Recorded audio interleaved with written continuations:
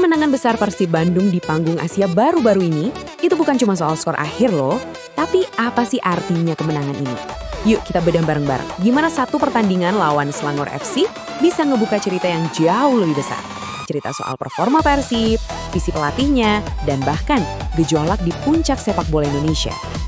Oke, biar kebayang, ini dia alur pembahasan kita. Kita mulai dari serunya pertandingan lawan Selangor, terus kita intip apa aja imbalan dari kemenangan itu, dan dengerin juga pandangan hati-hati dari sang pelatih. Nah dari situ kita coba lihat gambaran yang lebih luas soal kondisi sepak bola nasional, sebelum akhirnya kita fokus lagi ke tantangan berat yang udah nunggu Persib di depan mata. Persib Bandung benar-benar mengaum di Asia. Kedengarannya dramatis ya, tapi ini bukan sekedar kiasan loh. Yuk kita lihat buktinya langsung dari pertandingan krusial mereka. Oke, kita mulai dari sini. Gimana sih ceritanya Persib bisa menang meyakinkan 2-0 lawan Selangor FC di kompetisi AFC Champions League 2? Yuk kita bongkar momen-momen kuncinya.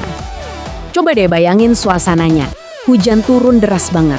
Dan suara puluhan ribu bobotoh gak berhenti-berhenti nyanyi ngasih semangat.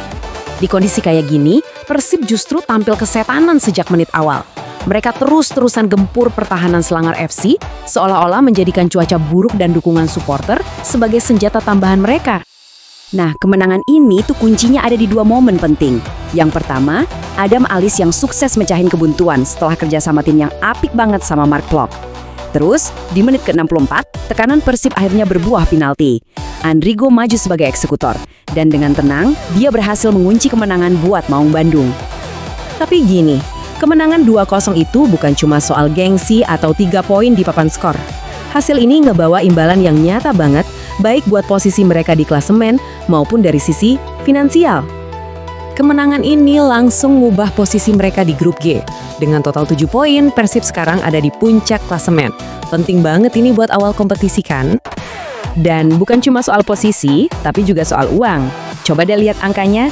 Kemenangan ini, kalau digabung sama kemenangan sebelumnya, hadiahnya itu bisa lebih dari 1,6 miliar rupiah. Gede banget kan?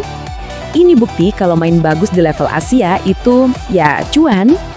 Struktur hadiahnya emang dirancang begitu. Jadi ini negesin lagi kalau kompetisi level Asia tuh bukan cuma soal prestis. Tiap kemenangan itu literally nambahin pundi-pundi uang buat klub, yang pastinya penting banget buat operasional tim.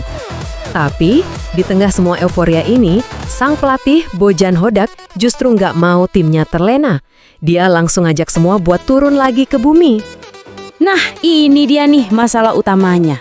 Ada 2 wajah Persib yang beda banget. Kalau di Asia mereka bisa tampil garang dan dominan, tapi di Liga Domestik ceritanya lain lagi, sangat kontras. Kalau kita lihat datanya, kelihatan jelas banget masalahnya di mana. Lihat deh produktivitas gol Persib di Liga Super, jauh ketinggalan dari rival-rivalnya.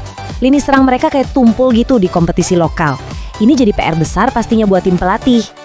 Dan Bojan Hodak sadar banget soal ini.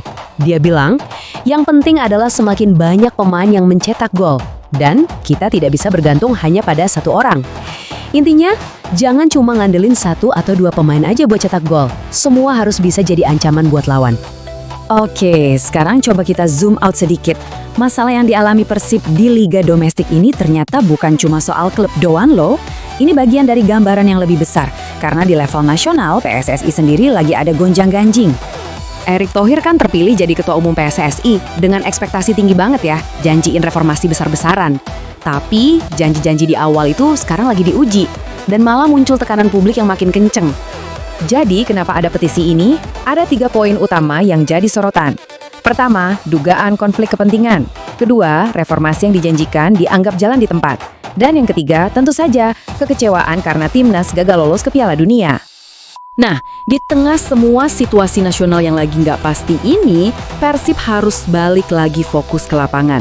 Karena tantangan di Liga Domestik udah nunggu di depan mata, dan lawannya juga bukan kaleng-kaleng. Lawan berikutnya ini, Persis Solo, punya satu pola yang menarik banget. Mereka tuh kayak ketergantungan sama satu pemain. Gelandang mereka, Fuad Sule. Coba lihat, bedanya performa tim pas dia main dan pas dia absen. Jomplang banget kan? Dan apesnya buat Persib, pemain kunci ini, Fuad Sule, baru aja kelar masa hukumannya. Dan tebak kapan dia bisa main lagi? tepat di pertandingan lawan Persib. Ini bakal jadi ujian berat banget buat lini tengah dan pertahanan Maung Bandung. Jadi pertanyaan besarnya sekarang, dengan semua tantangan di Liga Domestik dan drama di level PSSI, kira-kira performa apik Persib di Asia ini bisa bertahan lama nggak ya? Jawaban dari pertanyaan ini bakal sangat menentukan nasib mereka di sisa musim.